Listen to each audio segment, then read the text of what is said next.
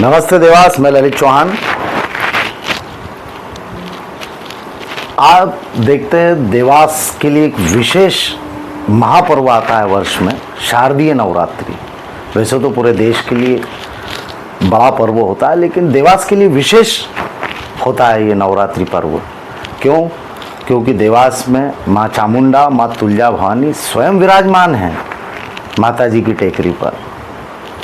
इसलिए देवासवासियों के लिए विशेष महापर्व हो जाता है।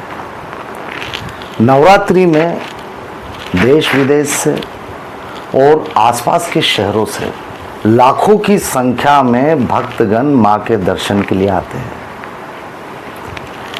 जब नवरात्रि में जब दर्शनार्थियों की संख्या बढ़ जाती है तो आपने देखा होगा सोशल मीडिया पे या समाचार पत्रों में कि पुलिस प्रशासन, यातायात प्रशासन, जिला प्रशासन के हाथ पांव फूले, ये खबरें आती हैं।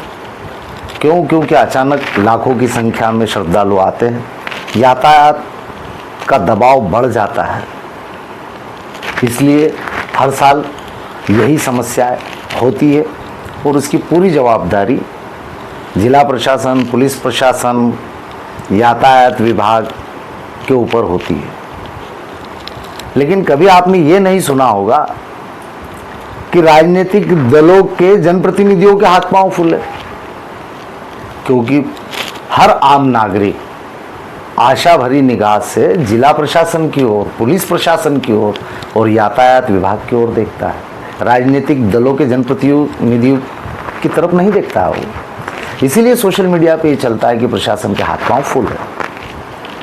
अब वक्त है 2041 देवास विकास योजना का जो ड्राफ्ट आया है, उसमें हम सबको, प्रशासन को, विशेषकर राजनीतिक दलों के जनप्रतिनिधियों को उसका अवलोकन करना है कि क्या नवरात्रि के हर वर्ष पर्व के लिए जो व्यवस्थाएं होती है उसको दृष्टिगत रखते हुए क्या स्थायी पार्किंग हेतु उसमें पर्याप्त भूमि आरक्षित की गई है।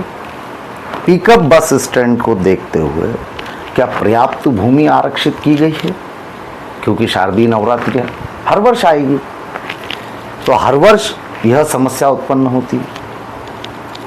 तो 2041 का जो ड्राफ्ट देवास विकास योजना का आया है, उसमें हमें बड़े ही बारीकी से अध्ययन करना है कि पर्याप्त पार्किंग स्थल, पिकअप बस स्टैंड आरक्षित किए जाए। अभी मेरे द्वारा जब मैंने उसका एनालिसिस करा, अध्ययन करा उसका, तो उन्होंने कुछ जगहों पर पिकअप बस स्टैंड दर्शाया है, कुछ जगहों पर पार्किंग स्थल दर्शाया है। लेकिन नवरात्रि जैसे, विशेषकर देवास के लिए नवरात्रि जैसे महापर्व को देखते हुए क्या बड़े पार्किंग स्थल आरक्षित करे हैं, ये विशेष ध्यान रखने वाली बात है, वरना हर साल वही समस्या होगी। तो अभी नगर तथा ग्राम निवेश के द्वारा जो प्रारूप दिया है ऑनलाइन पे, उसका जब हमने अध्ययन करा तो उन्होंने जहाँ जहाँ पर पिकअप बस स्टैंड और पार्किंग स्थल हेतु जो जगह दर्शाई है वो मैं आप क्षेत्रीय पिकअप स्टैंड के विषय में उनके जो प्रारूप में ड्राफ्ट में लिखा है, तो आवास नगर बैंक नोट प्रेस, दूसरा एबी मार्ग पर इंदौर की ओर ग्राम अमोना के मुख्य मार्ग क्रमांक 16 के संगम पर, तीसरा भोपाल चौराहे से लगकर भोपाल मार्ग की ओर तथा शाजापुर मार्ग की ओर स्थित खुली भूमि पर, चौथा उज्जैन मार्ग पर मोती बंगला मार्ग संगम पर, पांचवा एबी मार्ग पर आईटीआई की भूमि के उत्तर की ओर। यह पिकअप बस स्टैंडों के लिए उन्होंने जो है प्रस्तावित करी है भूमि। अब वाहन विराम स्थल पार्किंगों के लिए एक पहला नंबर, वर्तमान बस स्टैंड एवं प्रस्तावित बस स्टैंड की भूमि पर मल्टी लेवल पार्किंग। दूसरा, मेंढकी मार्ग पर एबी मार्ग के संगम पर शिक्षा विभाग की खुली भूमि पर। तीसरा, उज्जैन मार्ग पर रेलवे क्रॉसिंग के दोनों ओर स्थित खुली भूमि पर। चौथा, प्रत्येक निवेश इकाई केंद्रों में।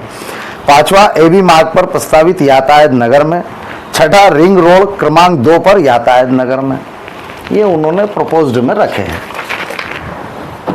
अब स्थानीय जनप्रतिनिधियों को, राजनीतिक दलों को, विशेषकर नगर सरकार को, जो नगर निगम परिषद है, इन लोगों को वहां पर जाकर उसका अवलोकन करना चाहिए। संबंधित विभाग के अधिकारियों से पूछना चाहिए कि आपने जो पिकअप बस स्टैंडों के लिए जमीन चिन्हित करी है तो कितनी जमीन है, क्या वो व्हीकल एक्ट के तहत, भूमि विकास नियम के तहत, टाउन एंड कंट्री प्लानिंग के नियम के तहत, नगरीय निकाय अधिनियम के तहत क्या उतनी पर्याप्त भूमि आरक्षित की है क्या उन्होंने? ये उनका दायित्व है। शासकीय विभाग तो अपना दायित्व निभाएंगे, लेकिन राजनीतिक दलों का प्रथम दायित्व बनता है। और सभी राजनीतिक दलों के स्थानीय जनप्रतिनिधियों से मैं हाथ जोड़ के निवेदन करता हूं कि आप संबंधित विभाग, उप संचालक नगर तथा ग्राम निवेश में पार्किंग को लेकर, स्थायी पार्किंग को लेकर, पिकअप बस स्टैंड को लेकर, बस स्टैंड को लेकर, यातायात से जुड़ी हुई प्रमुख समस्याएं हैं, इसको लेकर अपने दावे आपत्तियां प्रस्तुत करें। दावे आपत्तियां प्रस्तुत करने के बाद में जो आवक जावक करवाएंगे उसको आप बाहर आके प्रेस नोट जारी करें, सार्वजनिक करें कि हाँ, हमारे द्वारा यह दावे आपत्तियां लगाई गई है। देवास के हर आम नागरिक को इसकी जानकारी होना चाहिए कि कहाँ पर उन्होंने जो है प्रपोज्ड करी है स्थान।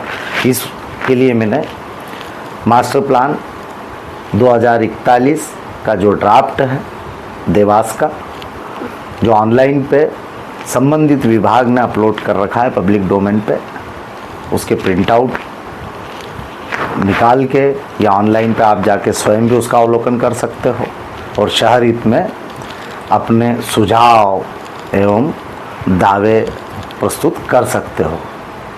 नमस्ते देवास।